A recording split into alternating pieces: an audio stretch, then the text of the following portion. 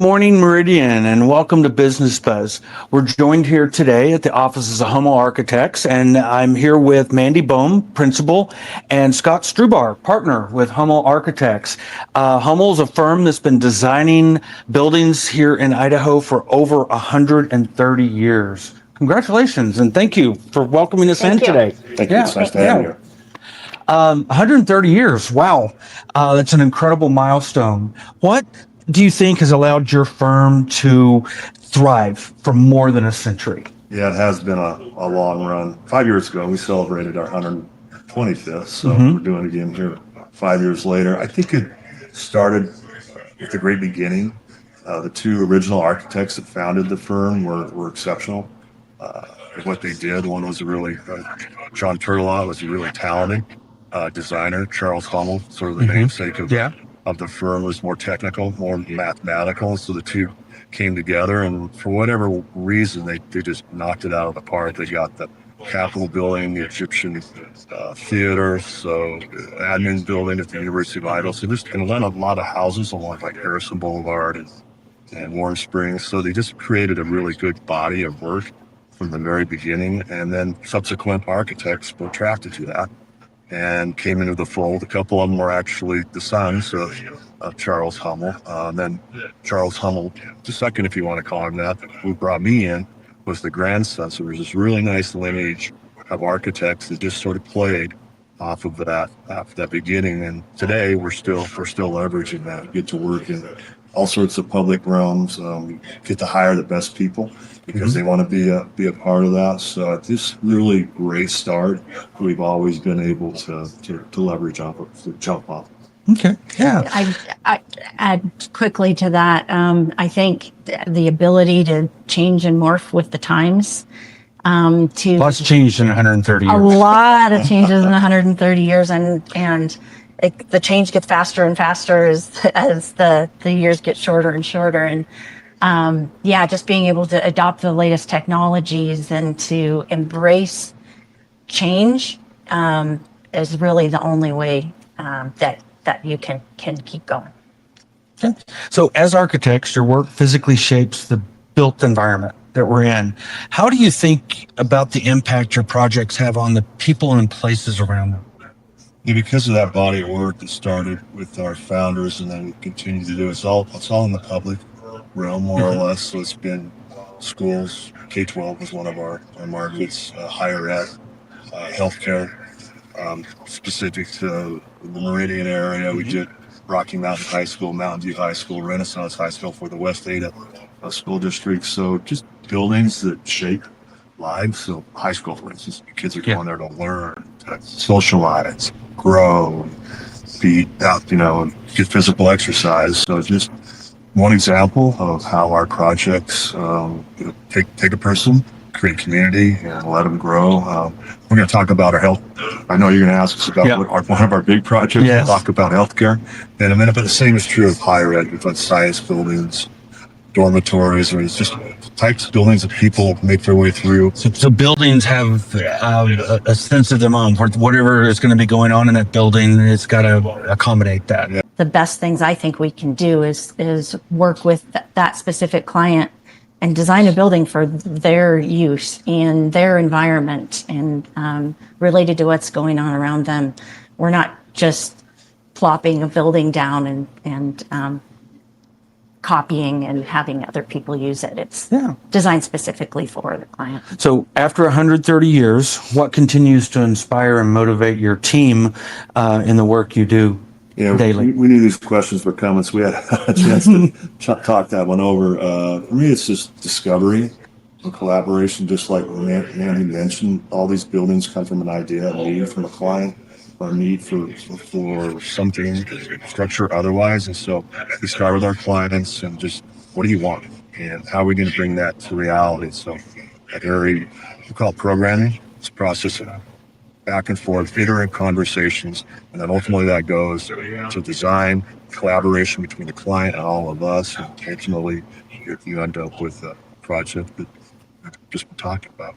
Okay. Yeah. Really collaborative firm. As you'll see, we are all in open workstations. We don't have, certain people in offices behind closed doors. We're all working together and talking and getting up and doing design charrettes for different projects, and everybody has the chance to weigh in, and I think that keeps everyone excited about what we're doing, because they know they're part of the project. I love the youthful nature of it all, the people that we have here. Yeah. As a person that's getting towards the end of his career, I love the energy that everybody brings, the dialogues that we have back and forth. So there's that aspect that sort of gets you going every day. Bring new ideas, but still be able to bring that history to it. Yeah, So, yeah. Looking ahead, what excites you the most about the next chapter of Hummel's story and the role that you hope to play, Hummel hopes to play in the future development of the region here? Yeah, I started out hand drafting, and then computers, really rudimentary computers, and then I went to something we call AutoCAD, a little more sophisticated, and then BIM, which is Building Information Management, came out. So now it's actually really, really sophisticated. So I got to see that change over time, and it's still changing. Now it's AI, and what does that look like? We've started having conversations about that about 2-3 years ago, knowing that it's coming. We're starting to use it. We use it in our proposal writing. We use it in our proposals. We're starting to use it as a design tool, imaging and renderings. How it makes its way into the kind of the nuts and bolts part of putting together drawings, we're not sure yet, but we're leaning into it. And so I think to me that's what's next. It's scary, but at the same time intriguing, and we're not going to run from it. We're going to figure it out. Okay.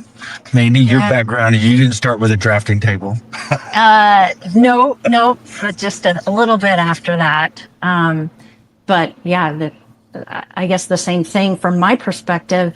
I have always been drawn to the business and the culture and the HR side of the business.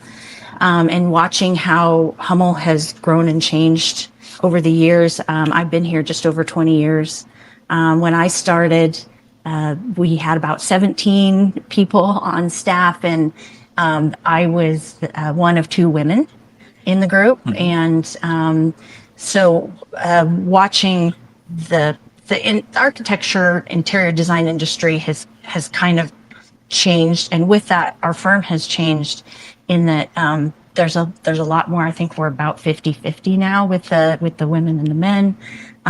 We have very diverse office, age, culture, female versus male, and I'm really proud of that. I think that brings a lot of perspective to what we're doing, and I hope to see that continue and grow and have that thrive along with being on the forefront of the technologies and just great design.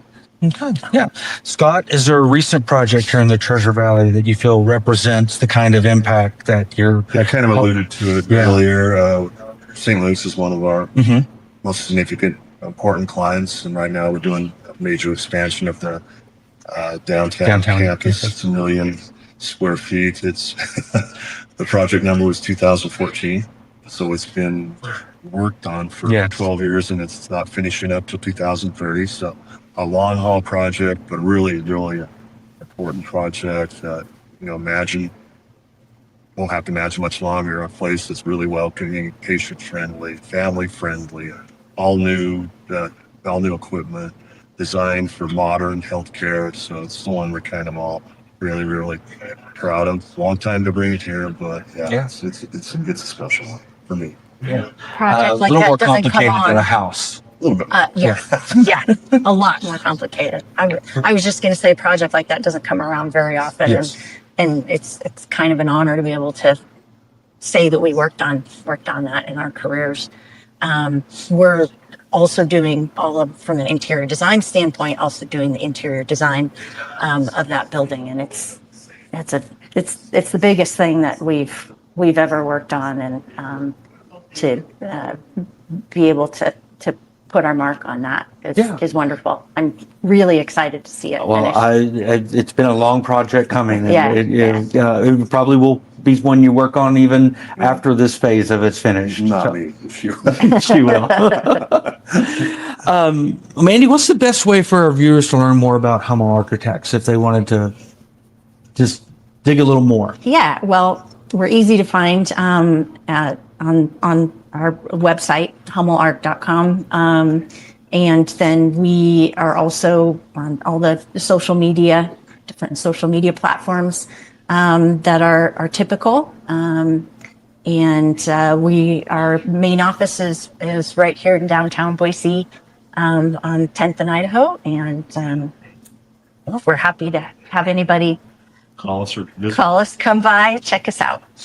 Okay. Well, thank you so much. And Scott, thank Yeah, you thank so you for much. your time. We do appreciate you being a member of the Meridian Chamber. As you mentioned, you do projects all over the area. And thank you for being a part of the Meridian Chamber family. Yeah, thank you. Thank you. Thanks for inviting us Appreciate in it. today.